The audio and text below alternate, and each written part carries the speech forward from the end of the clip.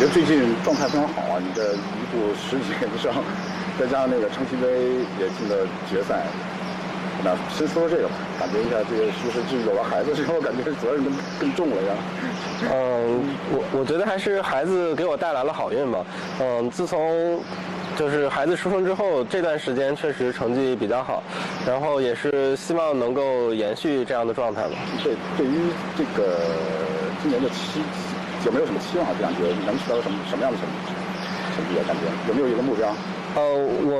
我们其实一般不在赛前设太多的目标，我是觉得认真想好每一盘棋，这样的话结果自然就水到渠成。那明天我看对对阵说，明天对杨鼎新怎么样啊？自己有没有什么想说的？我跟杨鼎新的战绩可能不是特别好，然后也是希望明天能够下出好棋，在这边发挥出色吧。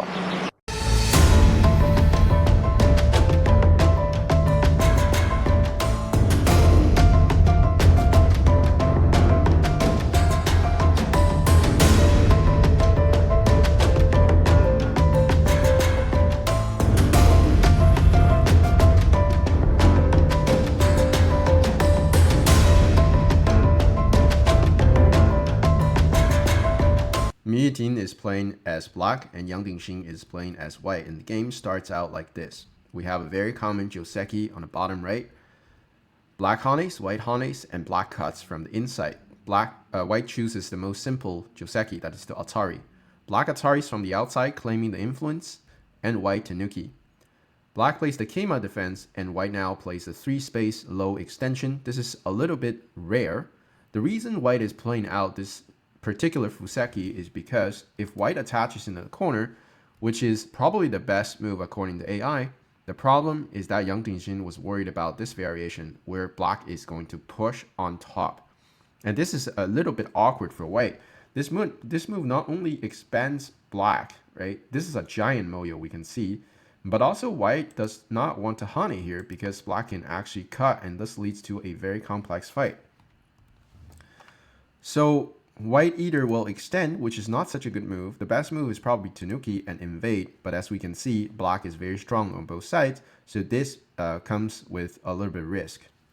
So Yang Dingxin doesn't want to go into that type of game immediately, although very playable, right, for white. So white plays the 3-space extension, and now black plays the Joseki on the bottom left, and we have a very common Joseki at this point. So white gets the sente and comes back to pincer black's 2-space extension. Normally, a lot of my viewers would just slide into the corner, and today I learned something new from the commentary from the professional, is that when black plays this move, which looks absolutely legit, these days with AI, we realize that white can directly attack this formation. You might not believe this, but this is the best move to play right now. And this is very hard to deal with. So I find this to be very useful for my viewers, especially if you're in the single digit queue or the Dan level. This is definitely a move to remember. So I'm going to spend some time explaining all the details. Against this move, black pretty much has the Hane on top or the Hane on the bottom. Right? If black plays something like this is way too soft. Right? White can even Tanuki here. Later on, there's the Aji of playing the bumping move. And this is very hard for black to deal with. If black extends on top, then white simply has a Hane. White has the block, and then white plays the tiger's mouth. We can see that there's a push on top, and there's dragging the stone back, right? So likely black will play here, and then white drags stone back. We can see that black has lost the base, and there's a very annoying cutting point that black has to worry about. So this is a better position for white. This means that extending up or down is not the right move. There are two variations here. If black hanes on top, the correct move is for white to hane on the second line. If black captures, then white will flip Atari and then connect, and now we can see that the previously good-looking black stone becomes white's territory. And of course, this is not acceptable for black because this group is still not alive. So black cannot make the mistake of playing the Atari, therefore black has to save the stone on the second line. White bumps into black, black blocks, and white hanes on the second line to connect back. Black has to fix the cutting point, and here white add an extra move to get rid of the third line stone. Black Ataris, white extends, and now black has to get the compensation back by pressing white like this, right? If you just play a normal move, that doesn't really put any pressure because white can connect back with no problem. So the best move is for black to counterattack through here. We can see that white already gained a lot of profits. And here, the problem is white also has a very good defense. So white can bump into black. Black needs to extend. White hanes, black hanes, and white extends on the second line. Here, pretty much black has to allow white to connect back by playing the connect, and white turns here. And this is just, I think this is a very good variation for white for any human players, right? AI might say, it's still equal, but it's hard for humans to understand why this is equal because I clearly prefer white in this position because I think white got a lot of profits on both sides. Now, if black wants to fight, that would be a terrible idea because white can push and cut. We can see that this Atari and Atari is very serious. Therefore, black has to defend by Ataring and blocking here. But then white can simply cut and extend. We can see that white gained huge amount of territory on the bottom. And black has to spend another move to ladder. And then there's also a ladder breaker, right? The fact that right now, of course, doesn't work. But whenever you get a ladder breaker, you can run the stone out. The result of this is that this is a big leading game for white because white has so much territory and black center is not complete yet. So that's a very serious follow-up, right? If white gets into this position, I think it's very easy for humans players to manage. So that's what happens when black hanes on top. We can see that was very hard to deal with for black. If black hanes on the bottom, then white also will cross-cut here. If black plays the Atari, it's very important for us to not just Atari connect because capturing this stone isn't that good of a deal, right? If we manage to capture black like this, yes, we gain some profits, but the problem is black's group here is already alive, right? Black can think about, black can pretty much Tanuki here, right? So what we got is just splitting black into halves, but it doesn't really hurt black as much. The better or the correct variation is for white to Atari on top, actually. It's very counterintuitive. So black captures, and here white can simply Tanuki, and white already achieved a lot by pressing black on the second line. If white wants to follow up locally, white can bump into black and hane. Black hanes, white Ataris, and black connects, and here white can simply extend on the fifth line. And this would also be a very nice position for white. Yes, white does have some weaknesses on the outside, but temporarily everything is just fine. And we can see that black is completely suppressed onto the second line. So I personally also really like this position as white. This is still playable for black because black gained a sente and lived the corner. But that's a very interesting follow-up for white as well. So this move is actually a very legit move. It's not any trick. It's just the best move to play at this point. And black should be very worried about this follow-up, right? If you play this in a tournament, and you know the theory because I told you and you try this out, it's hard for your opponent to deal with this. Very likely black will fall behind if it doesn't know the theory. All right, I spend a lot of move talking about this variation because I didn't know this before watching the commentary, so I really wanted to share it with you. I hope this helps. Anyway, let's move forward with the game. So in the actual game, black, because of the attach, choose to not, play the Keima into the corner. But back in the days, we all thought that this was the textbook move, right? But these days, AI just keeps updating us. So in the actual game, black captures here. That's a sente. White has to leave the corner. And now black plays the Keima. White kicks. And now black plays the jump over here. So instead of responding locally, black decided to, forget about this. Because the reason black doesn't want to respond is when you push on top, then white is going to push here. And we can see the direction for white is really nice. White is pressing black towards the left. And then white is like building towards the top, which is the good direction. So black doesn't want to get into that business. And therefore, he just jumps over here. White now jumps like this. This shows you how solid Yang Dingxin is as a player. So a lot of us would try something like hane on the second line, try to attack it, but then black can attach white like this, and then hane. White Ataris, black connects, white connects, and here black can push Atari and then just play a Keima in the center. We can see that black managed to sacrifice the 2 stones to gain tremendous influence that coordinates with all the influences that black has. And it's not so easy to break into this giant thing anymore. So in the actual game, Yang Dingxin shows extremely good direction of play and shows the understanding of this game by jumping in the center. We not only threaten black, but also preventing black from making a sacrifice. Next up, we have Yuting playing a beautiful move in the center. And this is a very interesting move because usually we wouldn't think about playing a move like this. A more natural move is for us to play the big Keima. The reason this is a very common move is because there is a follow-up that is for black to kick. If white pushes, then we can just block white like this. We can see that this stone really helps out with this blocking. But what's interesting is whenever a player has a child who was just born or become getting married, becoming a father, then their way of playing Go kind of changed. This happened to Guli a long time ago, but now it's happening to Yuting right now. He's like in a different state right now and just playing a very cool move like this.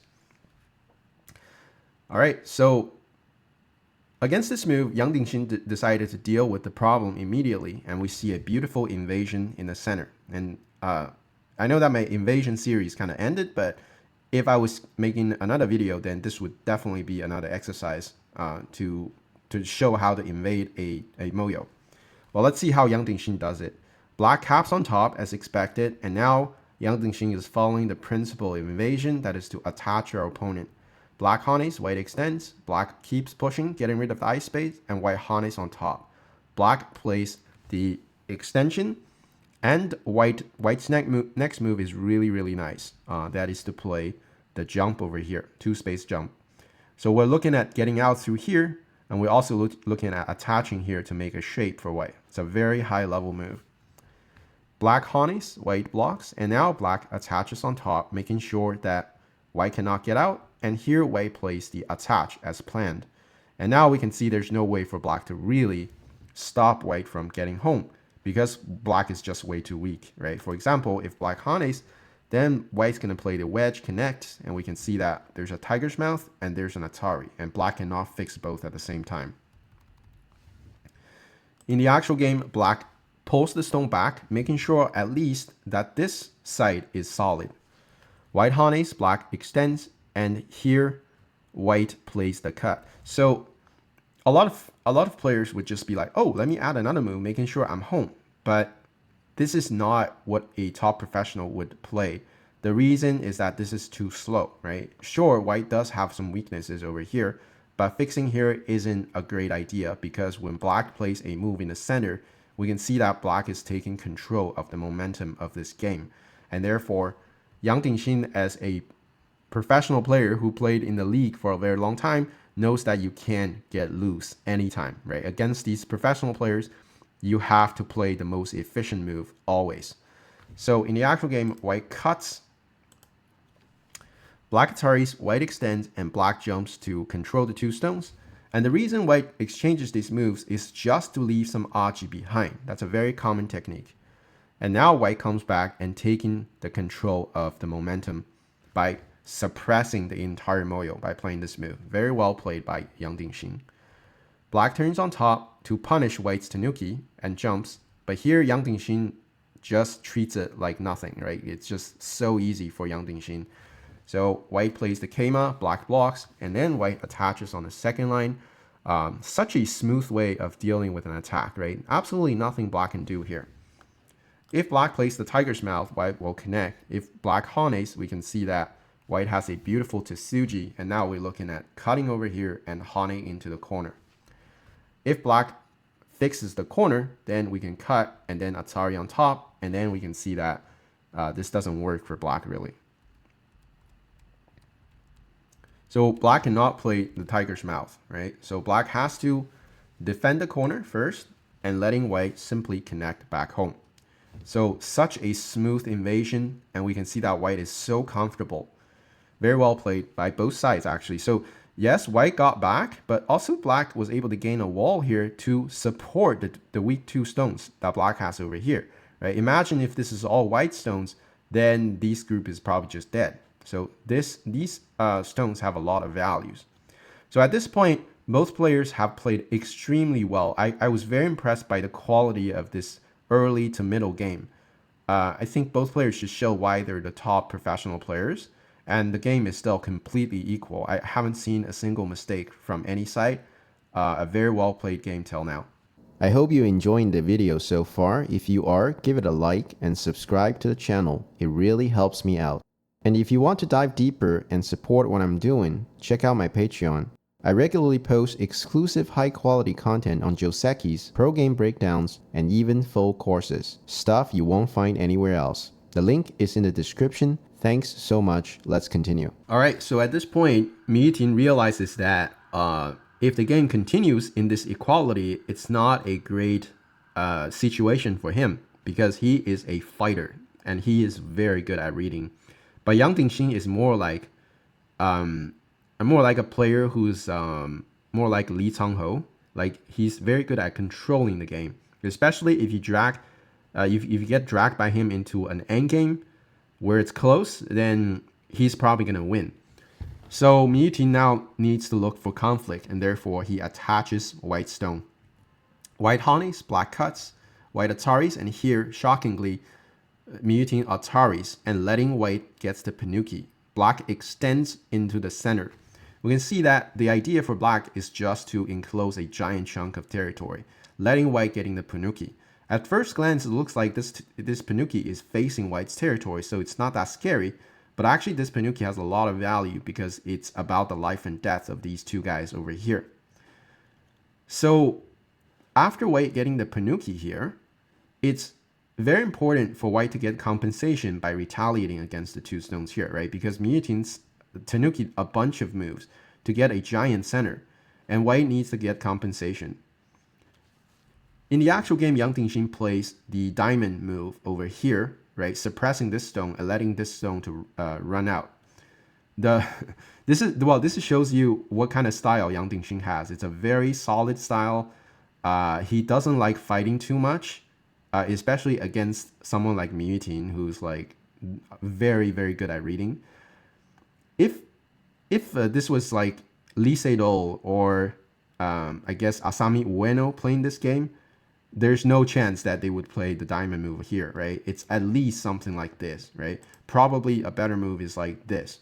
So white can try to kill black here, right? Because white has a Panuki here. So if white plays the move to try to kill, this is still a very complex life and death problem inside here, right? Both players have to play very accurate. And I think black can manage to live, but at a cost. And of course, this is just beyond the scope of my commentary. I don't know what's going to happen here. This is a life and death problem that's way beyond, I guess that's way beyond any human level. It's just too complicated, right? For example, okay, I think black's move is to hane here, right? White will block, and then black attaches into white.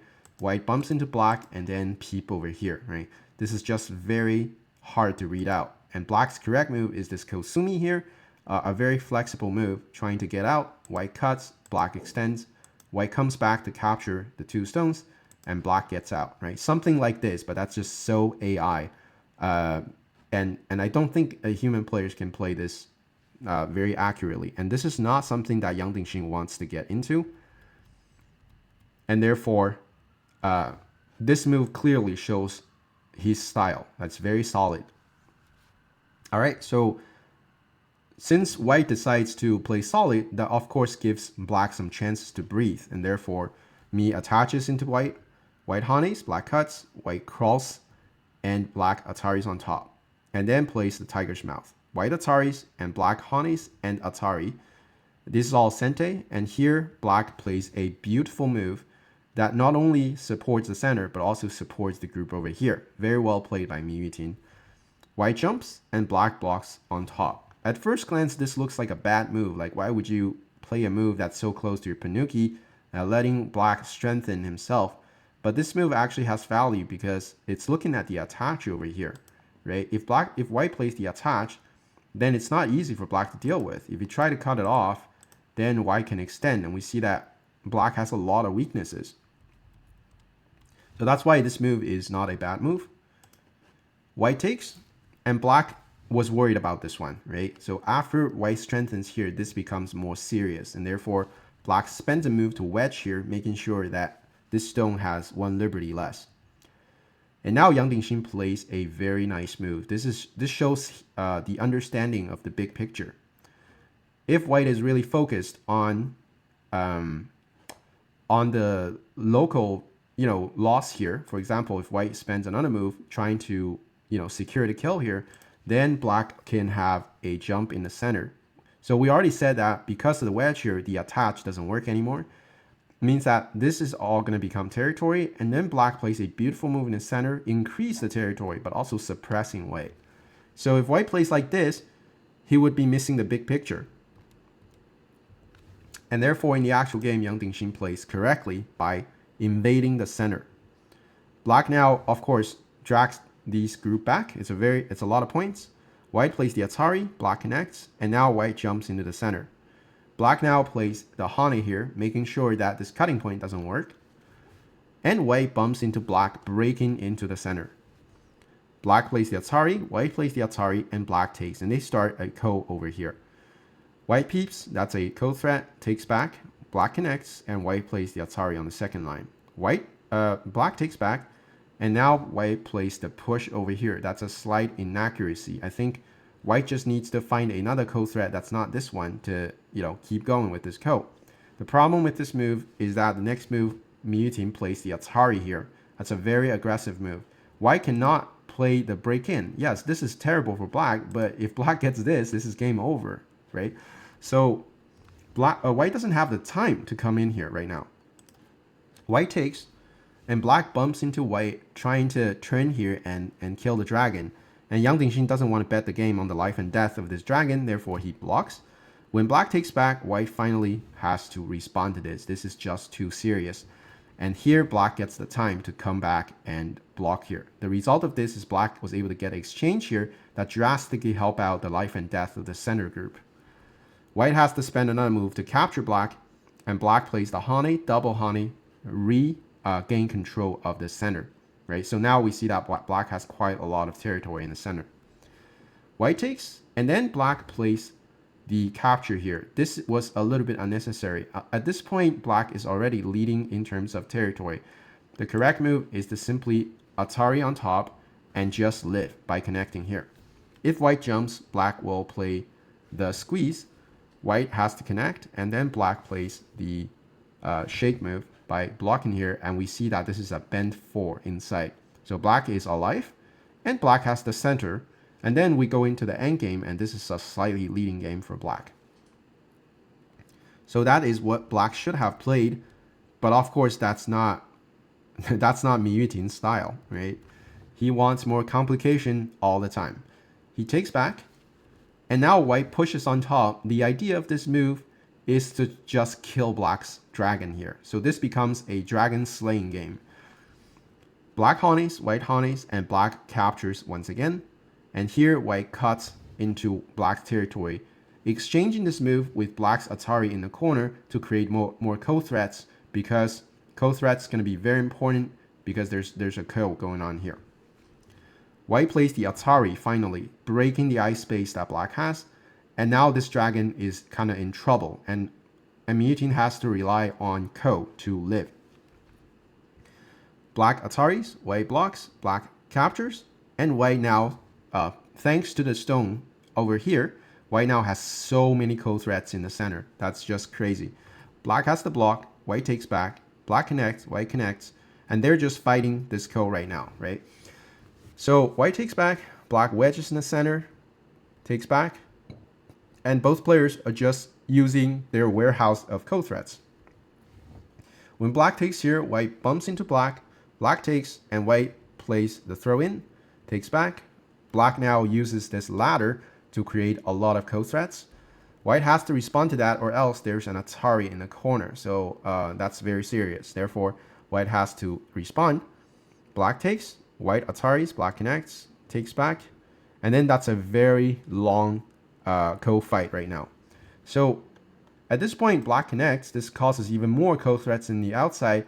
And white comes back to fix the problem here, right? This also creates the capture here to further shrink black's ice space.